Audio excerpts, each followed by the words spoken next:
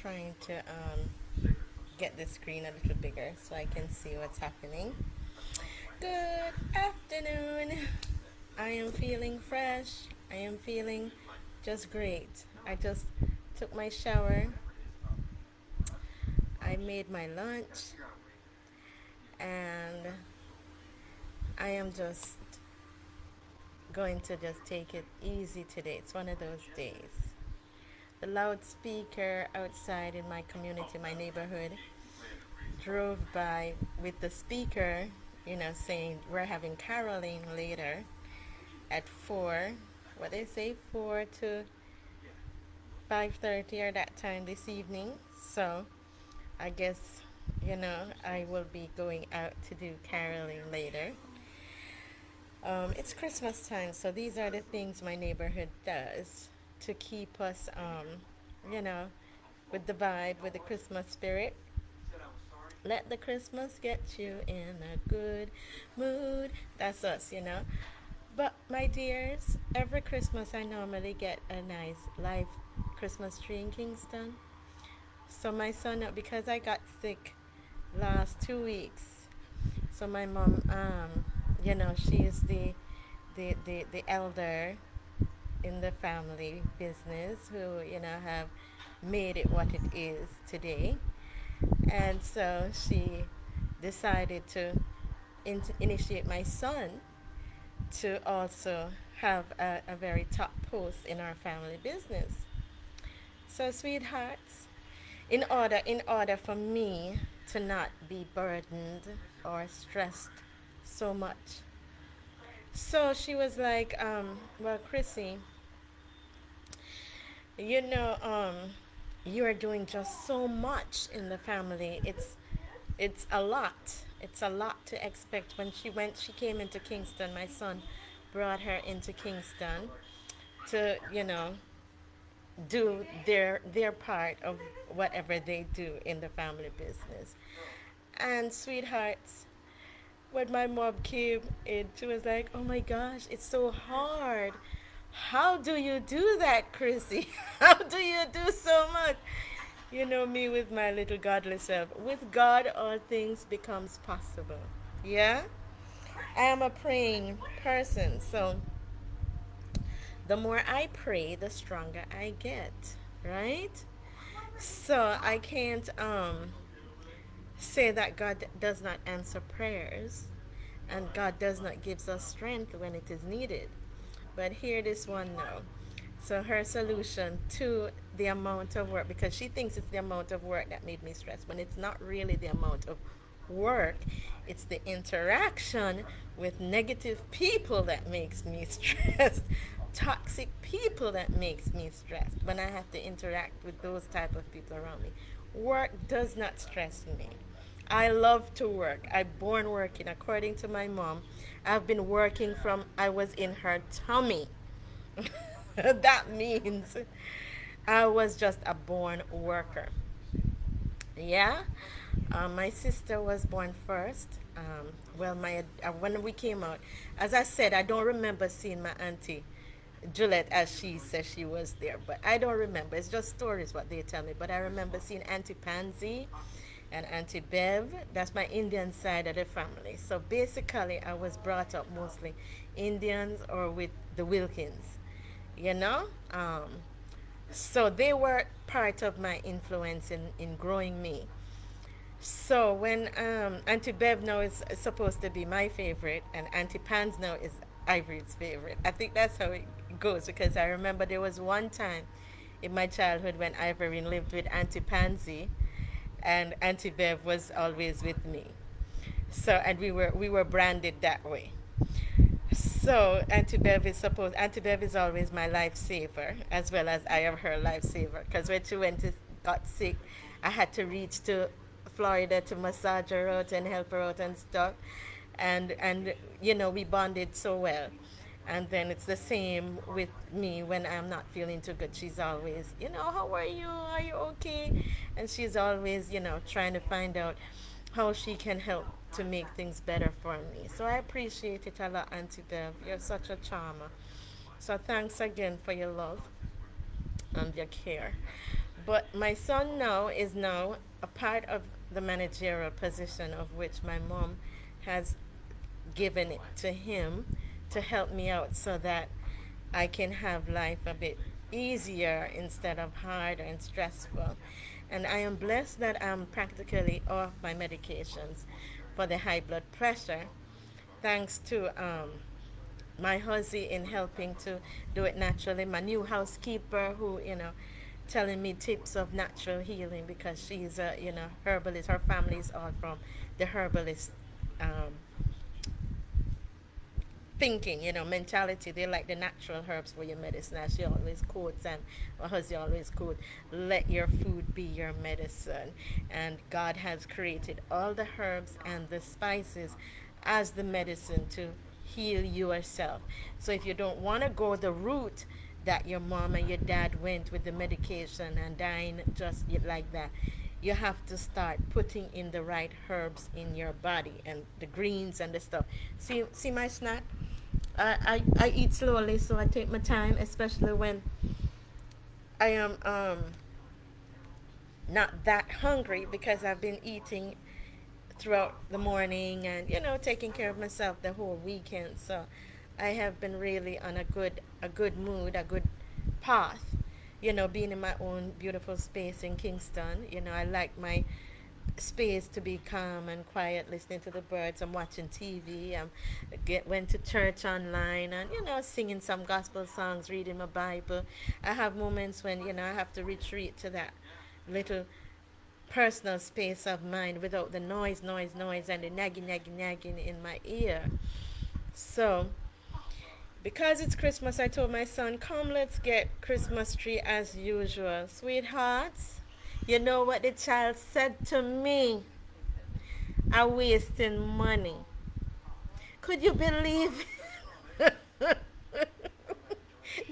It's part of the bus. I like my Christmas tree, my pine tree at Christmas. And the picnic say, normally it's a family tradition. I can't set up the Christmas tree on my own. He is the one that normally sets it up for me, or my husband. You understand? My husband's, because over the past years it's my husband, so it's not really my mom. When my dad was alive, I remember my dad used to do that, and then I had brothers and siblings, and then over the years it's my son and me, and my husband would do it, and then sometimes if he had friends too would help. So, I can't really set up the live Christmas tree because I can't pick up a whole Christmas tree now, be real. But I participate in putting up the lights, putting up the ornaments, putting up the trinkets. And now the child said, my son said me wasting money if I buy my live Christmas tree for hair my trials. So I'm like, why? Why can't I get my Christmas? It's COVID time, and that's not necessary now. That's him, being the in the managerial position, being the big shot now in the family business, my dear. He is like, that's wasting money. So, sweethearts, I'm gonna need a consensus to see if I can get the live Christmas tree this year or not. Because according to his rationale, is that we're gonna be home in Westmoreland for the Christmas holidays, right? And it's not gonna make sense. So here his negative throw now. You're gonna get a dead Christmas tree into the yard, and that's not gonna make sense. You can't even put up a dead Christmas tree, and it's wasting money. I'm like, what the hell? I'm like, no, I need it because it's therapeutic, and with the traffic and the whole Christmas rush, breathing in that pine smell, let me feel like I'm in the forest. I'm that type of person, loving my pine smell and my Christmas time. Oh boy, I don't know. So, sweethearts, I don't know if I'm gonna get a live Christmas tree in Kingston this year, but I finally set up my Christmas tree down in the country because we have some artificial ones that You know, the country don't have real trees yet, although it's country. I can't figure that one out. You know, how can country not have right real pine tree? And then when they get their pine tree, it's like around a week before Christmas. So basically, it don't even make sense you buy a Christmas tree a week before Christmas, because Christmas is like the whole month of December. My neighborhood light up with Christmas tree already from the 1st of December. My church have up their whole decoration and everything from the 1st of December. So tell me, why is it that in the country they do their Christmas tree 1 week before Christmas? No wonder my son thinks, you know, if you're not gonna spend time with your Christmas tree, it's a waste of money. So I'm just saying, I'm gonna need a consensus for somebody to help me convince my son to get us the Christmas tree, because he's the one that has to set it up for me, and my husband's not here. The love of my life is not here to help me pick up the hell of a Christmas tree. And then I thought Painter would have come, since my son said he made arrangement for Painter to come help us paint up the garage and, you know, the front house, so at least, you know, Christmas will be, you know, not so bad. And he didn't turn up, so I can't even ask him to help me go get the Christmas tree. So therefore, I'm using the lights to decorate my veranda. That sounds like a plan. Ha! So I'm lighting up my veranda, because that's how I can decorate Kingston house, yeah? On with myself, with my own. And then um, the blinkies look nice at nights. You know, I'm gonna get some sorrel. Oh, customer pre. You see, I'm doing my whole Christmas planning reflection for, you know, like my usual pattern, because Christmas is the excited year for me. You know, even if throughout the whole year it's depressing and sad, at least at Christmas time I'm supposed to find good cheer. You know, it's my cheery time. So I'm thinking, you know, how I have to go put my cake ingredients together to do up my Christmas cake, because, you know, I do some customer appreciation treat down at the shop, down at my mom's shop with the people downtown and stuff, on one of the days. I'm gonna do some sorrel and some juice and whatever, you know, that I always do at Christmas time, that I enjoy doing, because that's my way of giving back.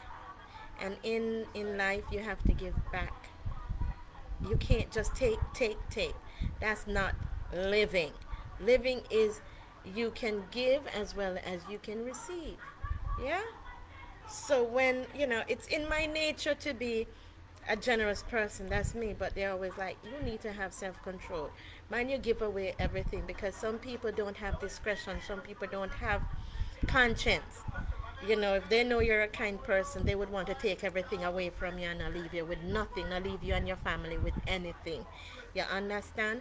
And you must always remember, you have your kids, you have your husband, you have those immediate family to take care of as a first priority, and then the others are second priority.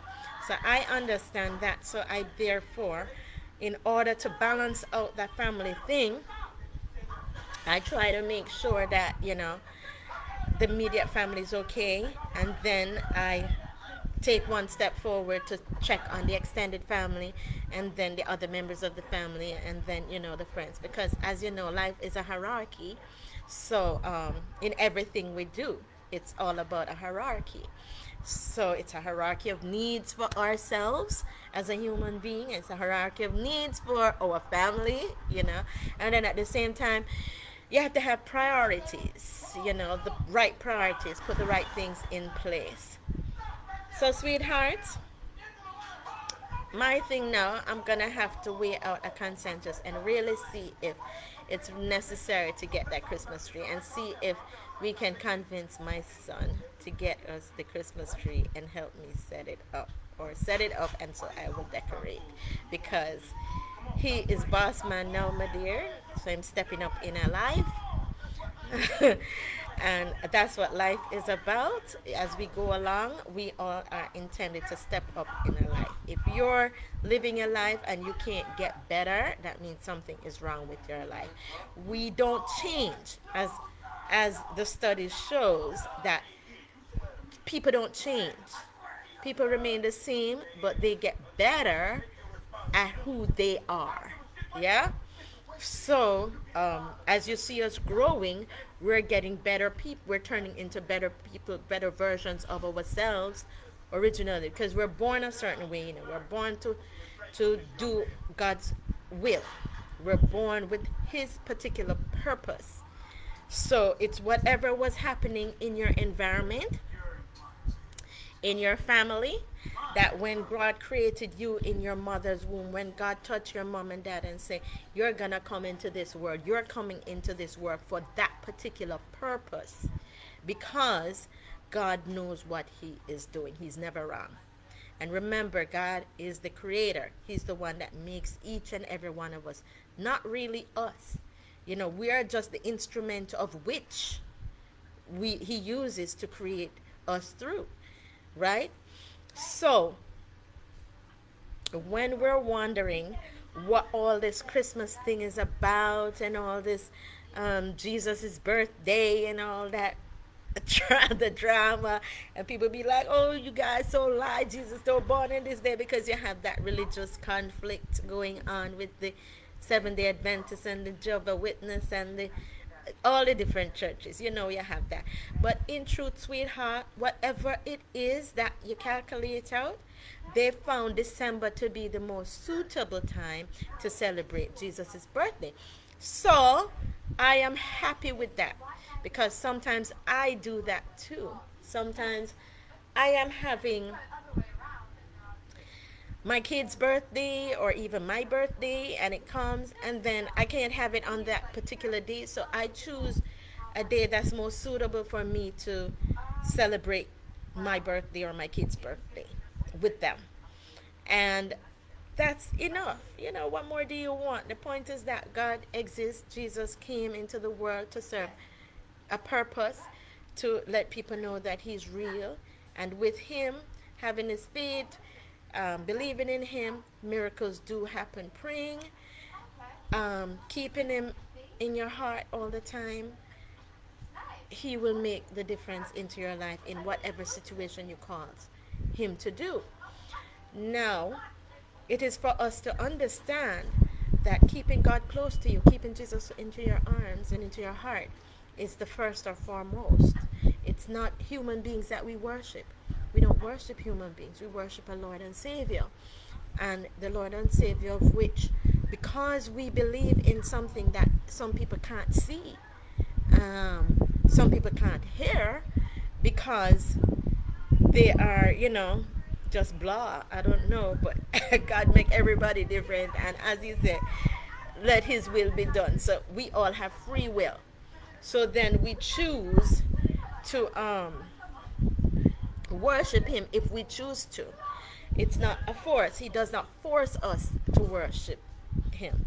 So therefore, if you're feeling forced to do anything, you know that is Satan's doing, because Satan does not force anybody to do anything.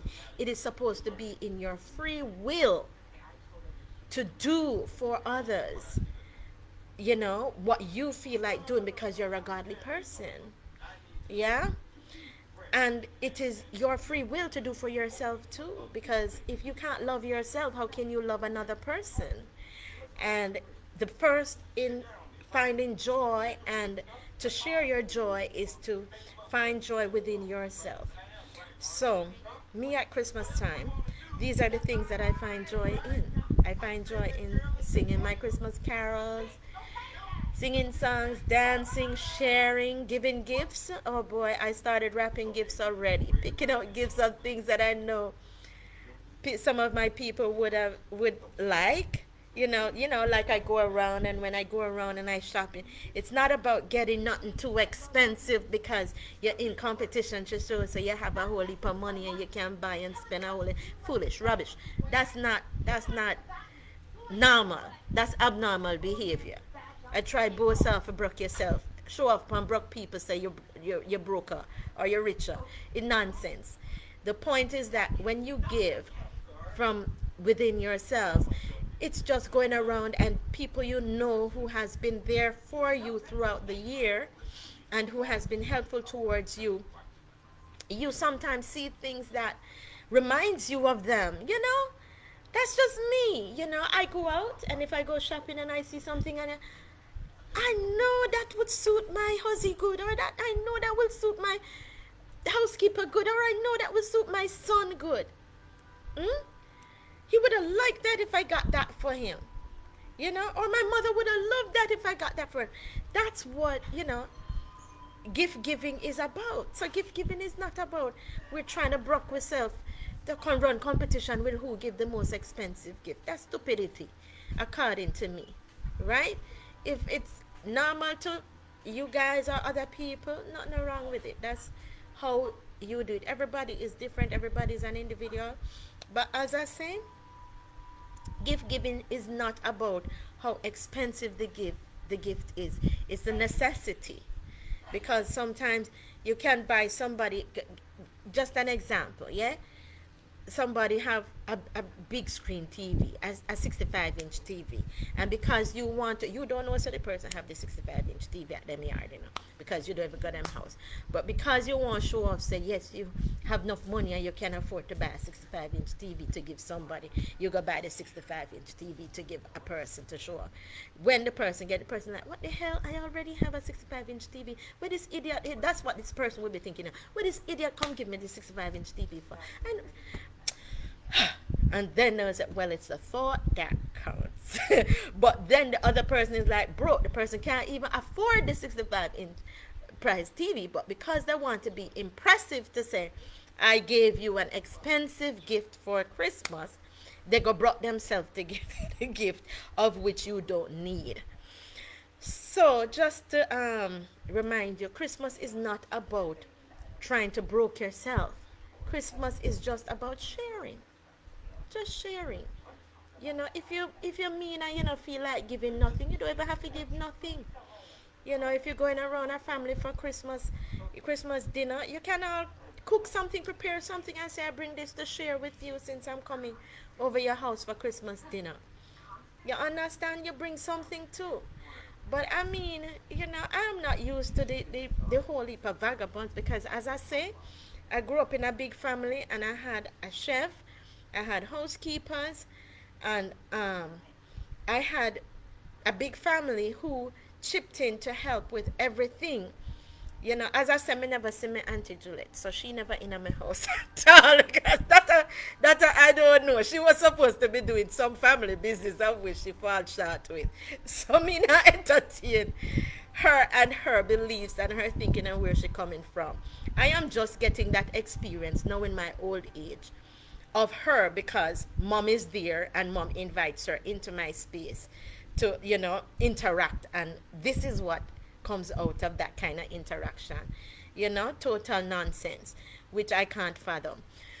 But besides that, I'm just remembering my immediate family. I had siblings, guys. I had brothers and sisters and cousins. As I said, I had other aunties living with me. There was Auntie Linda. I had uncles. There was Uncle Courtney, Auntie Linda. There was Jackie. She had a baby, I remember, Damien. At the time, there was Auntie Pansy, and there was Mushy, and there was Paul was living with us. No, Paul was living with Auntie Pansy. There was Auntie Bev and Cecil. And it was just always a family affair when it came on to Christmas time. Either they were over our house here, or we were at Ocean Towers. Oh yeah, we had other family members like Molly Goodman and her brothers Andrew and Patrick and Audrey Goodman, and I'm trying to remember all the names when we were young. Cheryl Goodman and their kids. And in reflecting on Christmas time, it was just so much fun, guys. I had so much fun as a kid. And I tried to carry all that joy over when I had my kids, with them sharing the Christmas with them. It was so much fun. And every time we came over each other's house, we always carried meal. They always carried meals, or we were in the kitchen. Everybody was putting together something to share. Either I was baking. I was always the baker. I like baking. My sister was the cook. She loved to cook. And then I had my cousin Sandra was a cook too. You know, she would do her part. Oh, she did good macaroni and cheese. Um, and you know, I'm just remembering all the fun times with everybody. You know, my daughter, she used to cook too. And it was just so much fun, guys. So that's why I'm saying at Christmas time, there was time I can remember when even at work when the business was so busy and the staff that didn't have no time to do, you know, all that shopping. We played a game called Pixie. I don't know who remembered Pixie, but Pixie was another fun way of giving and sharing at Christmas time. So we did, you know, we put all the names of the family members, the staff into a bag, and then we shake the bag up, and then each one, each member of the staff and family picked the name out, and whoever name you got, you bought a nice gift for them, and that's like giving back and sharing. But then we had a price quota too, you know, because some people was like they spend more money than what they get, and some people was just too cheap. So we had to have a price quota. So like they're saying, okay, you can't spend less than $1,500 on a gift for somebody. Yeah, and that was just so much fun, guys. And you know, it helped to not let anyone feel burdened or left out when other people were being generous in shopping and buying Christmas gifts for each other. If anyone felt like, you know, they were not as popular with people in compare, because you know some people are antisocial. You know, everybody's not the same. Some of us don't socialize well. So you know, my sister was very sociable. You know, November people are always very sociable people already. You know that. November people. And that's my sister and my daughter and my mom. They're always sociable people. So they always had a lot more people around to give them gifts in comparison to, um, you know, maybe me who was more antisocial but was forced to be sociable because of, you know, the size of my family who needed my attention to do this and to do that and stuff. And because I was the jump around person, always ready to help with this and help with that, drive, go there, pick up that one, drop off this one. I was like the all around us. So I became eventually popular in the family as well, where I would get a lot of gifts too. But you had some others who were very quiet and, you know, so they said, well, in order for everybody to get a gift, the pixie was the savior. The pixie was the Christmas savior. So that was a good one. So this way, some people don't get too much gifts than the others who don't get none. That not nice. And at Christmas time, everybody needed to get something and to feel special, have something to open. So that was just us at Christmas, and it was so much fun. But as I said, guys, I am having a wonderful Christmas, even though the COVID stressor is on us, and it's making me feel what would I say now? Blessed, because even though it's COVID time, Jamaicans are still trying to make it joyful. Cheers with a sip of my soursop juice.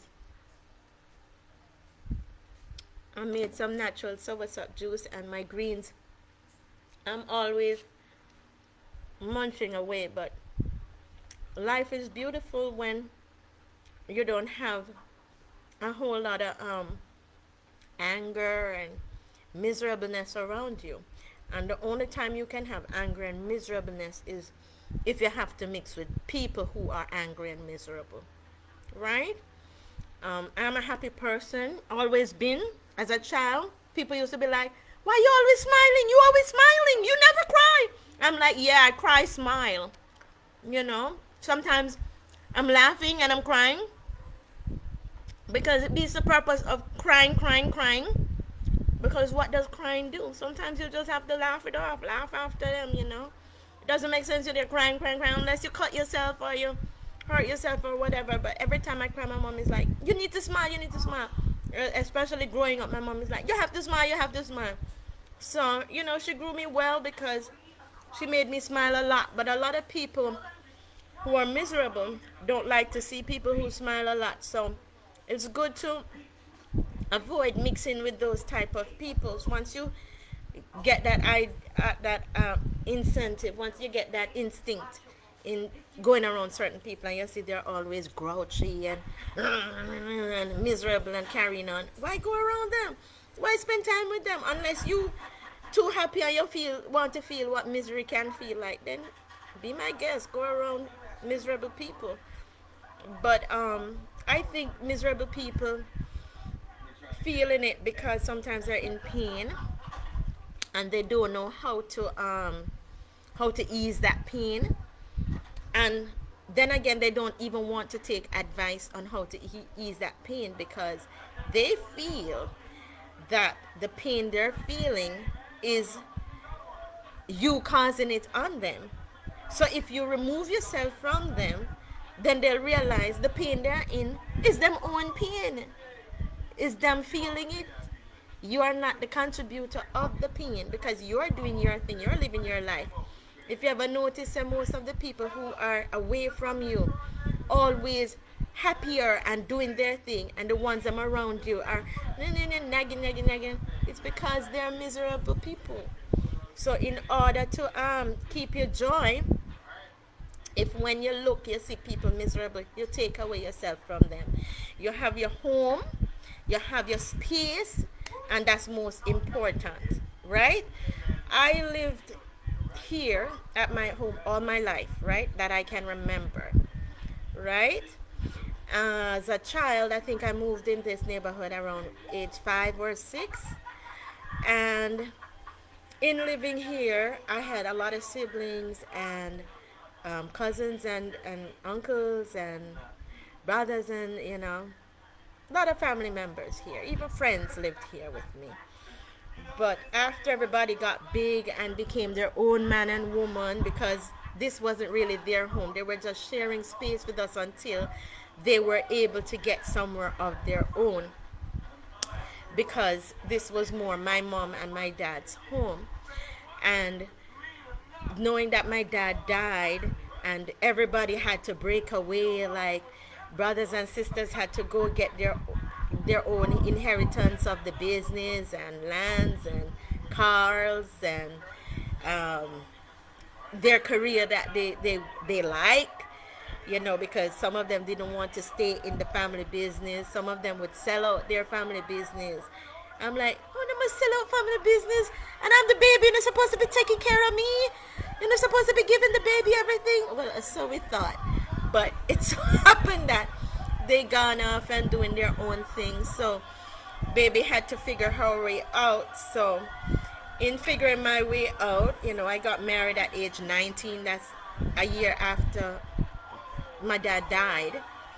And I started my life early, of which I started working with my mom to build what we have today, you know, the gas station, because we had to work the gas station because, as mom said, she had her sisters down there working in family business, but she wasn't getting no income from them, and they were just taking it and taking all the monies what mom and I work, and we send down there to furnish the gas station and to furnish the furniture store that we had, and to run the cane farming business that mom had with her sister.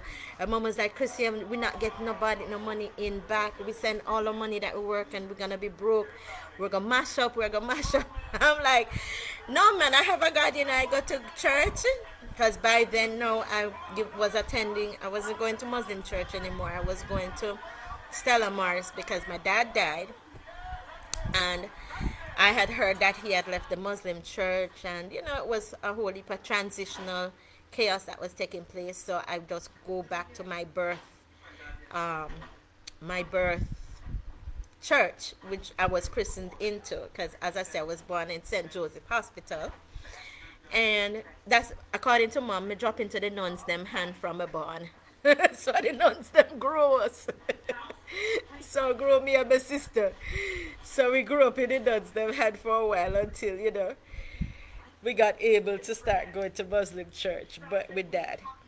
But according to my story is that I was in the Stella Maris church from age 19, and I basically studied with them, did my catechism with them,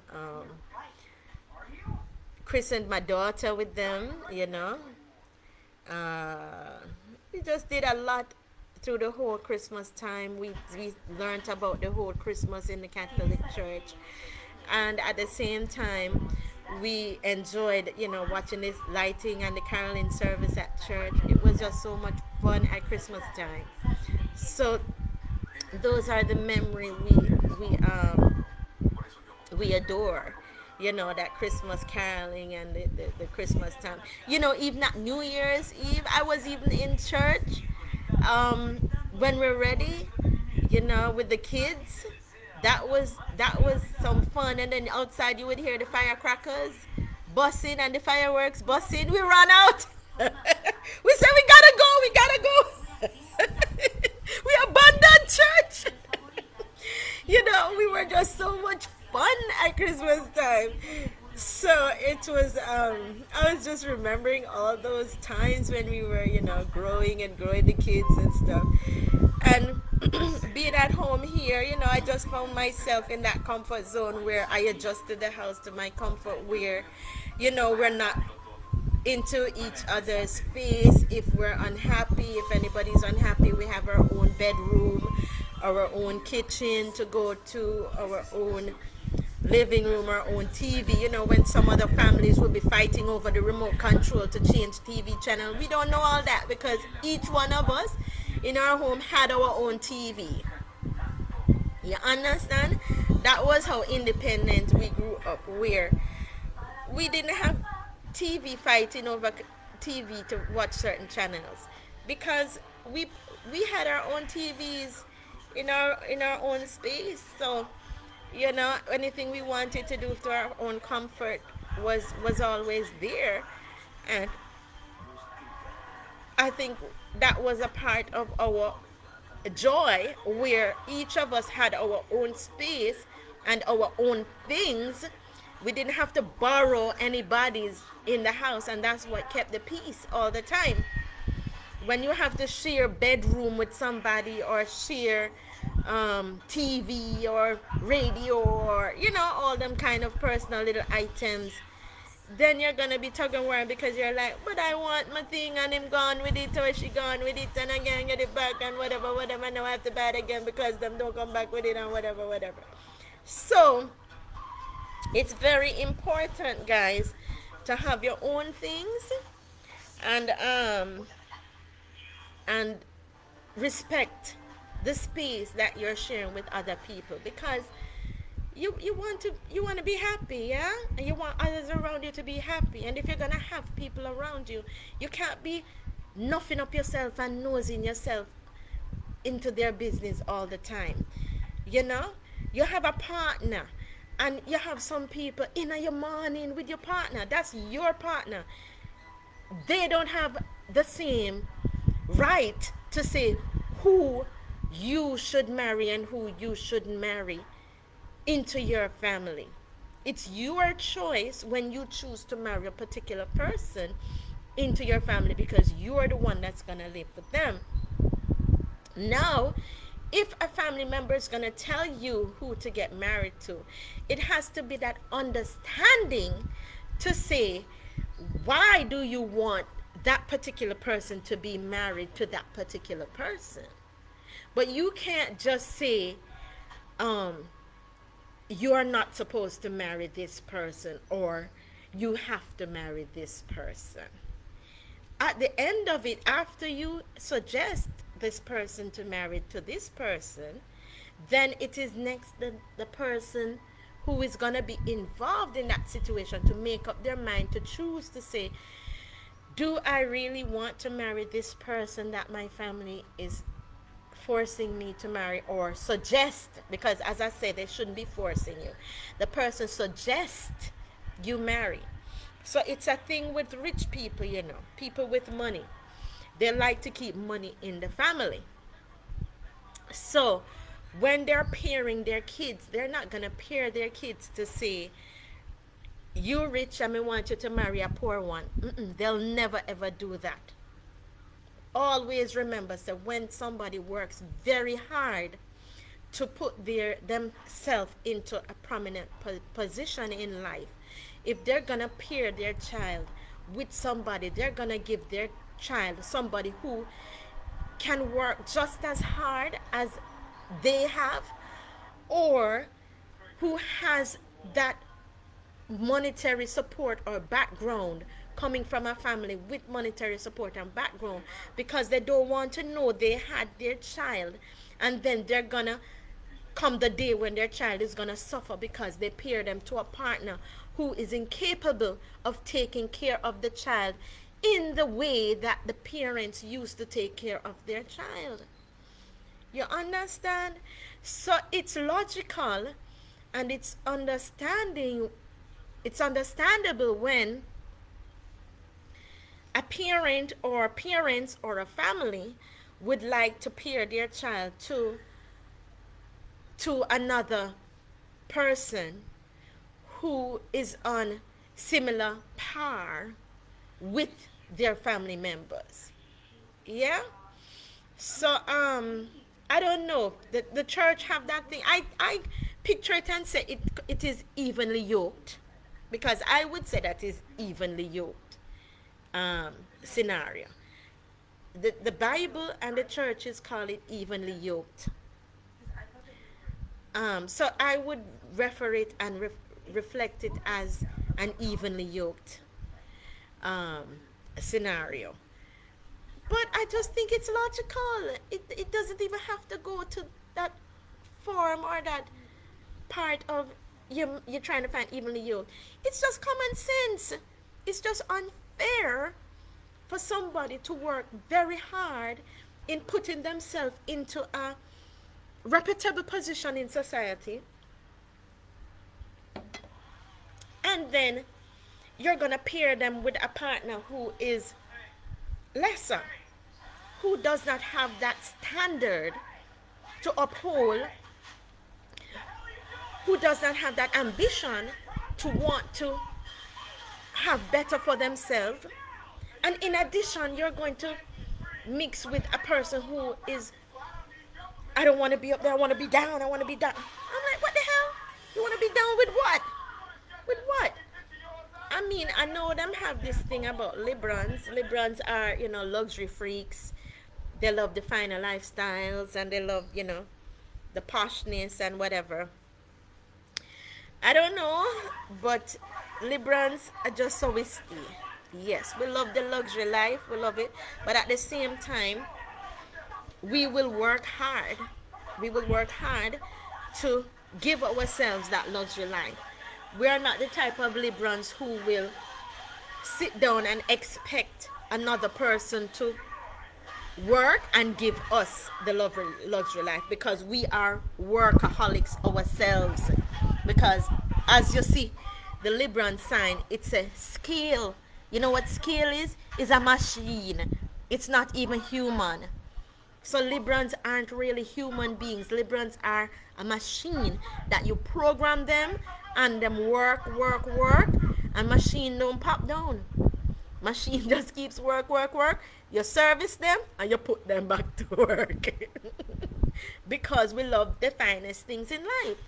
That's just us. We're upscale people. Yeah? You have other signs of people who don't like those type of lifestyle. But you can't judge everyone the same, because social upbringing has a part to do with it. Because if you are even in the signs that hate upscale luxurious lifestyles, and you're born into a family who does that, the person who does not like it being into a family because of socialization will learn to appreciate it. Yes, they might, I don't want this, and give it all away to other people and say, what the hell, what the damn people them give me this for? And it is so tiring to live up to their expectation and whatever and just do away with it. Yeah, because they're made to not like that lifestyle. But growing up into it, expose them to it, but in time their true nature will come out. And that's why they say people don't change. People is the same from them born. And they could, you wonder why some people would be wealthy and then grew up wealthy and have it all, and next time you see them they're so impoverished and suffering and have it all, because that is just them. That was them from the beginning. It's just that they were born into a lifestyle, an environment that was so privileged, that surrounded them with such a lifestyle that you thought that was what they want because they're born into it. But whatever they are on the inside is what counts. And if they're not the type of person who love passionate and the elite behaviors and those type of things, no matter how much them born into it, no matter how much you give them, eventually they're gonna just flick it all away, because that's not what they love. They love the nice, they love the bad word. Them love the thieving and the stealing and the grabbing. They love the mess too, because if you tell them to clean up, Lord, my head a hurt me. Oh, my head, I am so sick, and they're ever bawling, say they're sick. They never healthy yet to do any work. When you say come help clean up, sweep up, mop up, rake the yard, anything like that, those people are always sick as an excuse. And it's just to show you, it's just that them born so, and it's society trying to pressure them to be otherwise. So as soon as the pressure person gone about them business, you see the whole place get nasty and sloppy, because that is their true nature. Their nature is to be in a slum like environment, you know. Their true nature is to not be bothered with all the fuss and dramas that they were born into or is surrounded by. Their true nature is, I can't wait till this person gone so that me can dirty up the place again, and no bother work, me can sleep morning, noon and night, and you know, thief some light bill, thief some water, and them type of behaviors. So, sweetheart, some things are innate in individuals. So, it's me at Christmas time, and I'm just loving my Christmas time. I love sharing. I love giving back. I love the whole feeling of the season. Yeah? And I can't wait to celebrate the Jesus coming again. Because we have around a couple more days left. Maybe less than 2 weeks, don't it? So, Christmas is coming, yeah? The goose is getting fat. Please put a penny in the old man's hat. Yeah, I'm a real caroler, yeah?